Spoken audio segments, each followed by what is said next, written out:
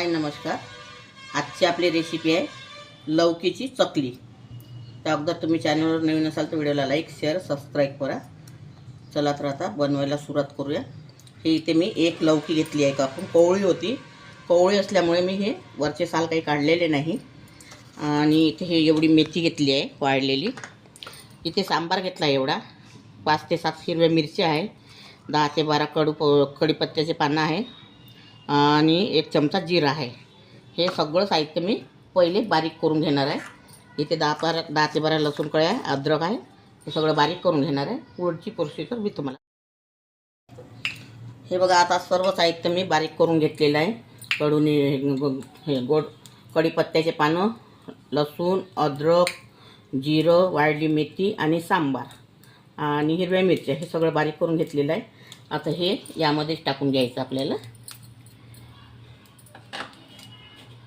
आणि ही लौकी आहे पूर्ण बारीक केलेली आहे.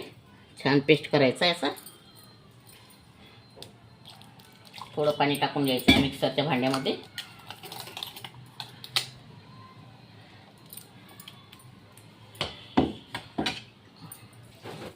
सांगायची विसरली मी तुम्हाला, सॉरी.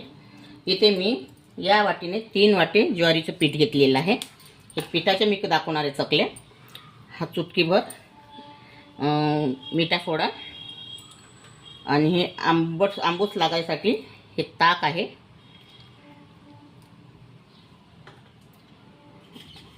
आणि इथे 2 चमच हळदी पावडर आहे.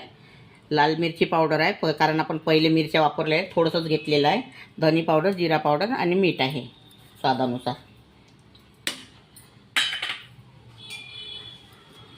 आणि हे तीळ आहे. आणि हा ओवा आहे.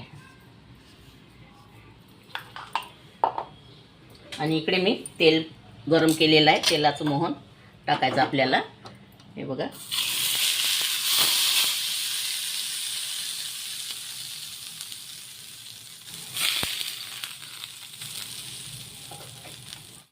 आता याचा आपल्याला छान टाईट असा गोळा करून घ्यायचा आहे.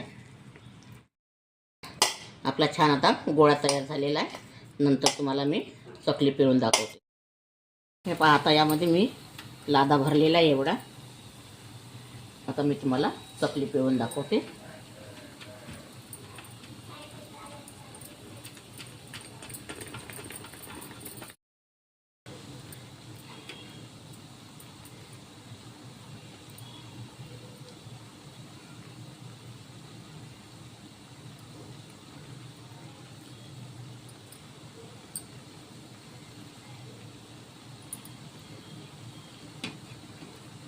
हे बघा, अशा छोट्या छोट्या पिळून घ्यायच्या आपल्याला.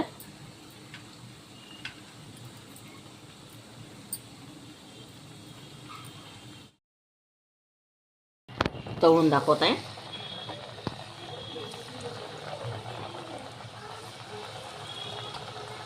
छान क्रिस्पी येईपर्यंत तळून घ्यायचे आपल्याला. आता ह्या आपल्या चकल्या तळून झालेल्या आहे. हे बघा.